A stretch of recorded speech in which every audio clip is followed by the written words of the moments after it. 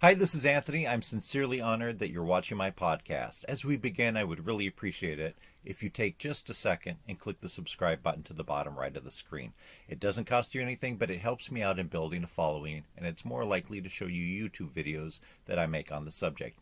I wanted to make a short video today and address a recent comment from one of my viewers about Nano Dimension, which is NNDM on the NASDAQ. It was a nice comment, not one of the few that attack me and call me stupid, and I'll put it up on the screen for a moment. I'm not going to read it out loud, but if you need more time to read it, you can stop and start the video when you're finished reading.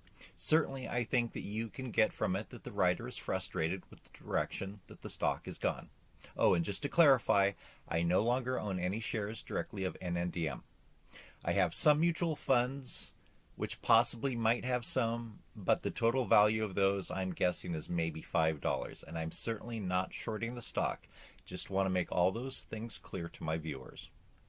So, the writer brings up or alludes to some points, and some of these are ones that many commenters bring up, so I want to look at them individually. And again, this is in no way a criticism or critique of the author of the comments. One, many people bring up the way that I analyze the company. That is primarily looking at the fundamentals and financials. Now, of course, companies can lie and provide incorrect financials, but I have no evidence that that's what's happening here. I'm going to accept that the numbers that they release to the public and regulators are correct. But as I point out, those numbers aren't very good.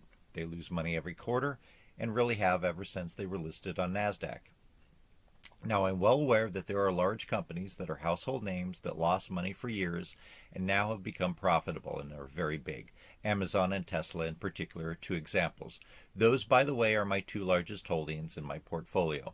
But what people often forget are the thousands and thousands and thousands of companies that lost money every quarter, never had any type of turnaround, and then went bankrupt. Now, do I think Nano's going to go bankrupt anytime soon? Probably not, at least for a few years, because they have a lot of money in the bank. Again, as I always point out, that money came from a secondary share offering when the price of the stock was higher.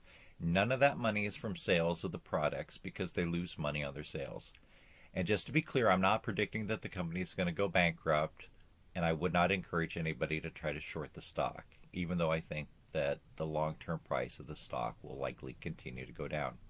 Along those lines, let's think about the money in the bank and the price of the stock. When a company is making a profit and each quarter or each year makes more money than they did the period before, they generally have a stock price to earnings ratio, a PE ratio, that is positive, and the more profitable the company is, the higher the number is typically.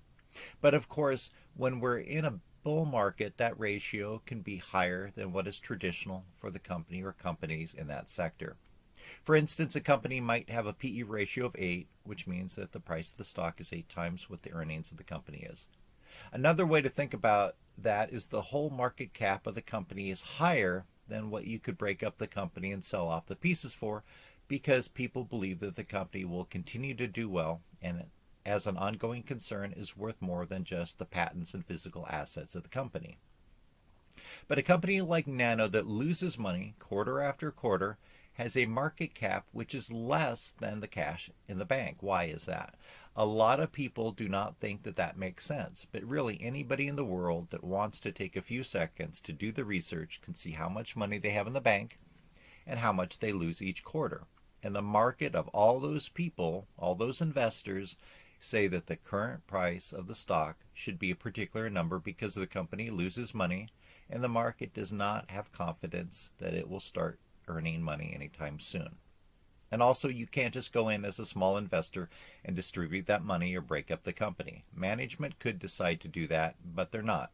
So it's good that they have the money in the bank. It's going to stave off bankruptcy for longer than they would otherwise be able to, but it's not going to be distributed to shareholders, so that's not a factor in how you market the value of the stock.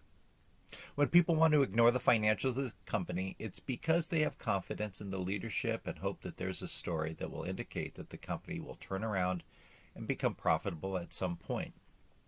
Many true believers in the stock believe that there is a story that indicates that there will be a turnaround. I don't see what the story is.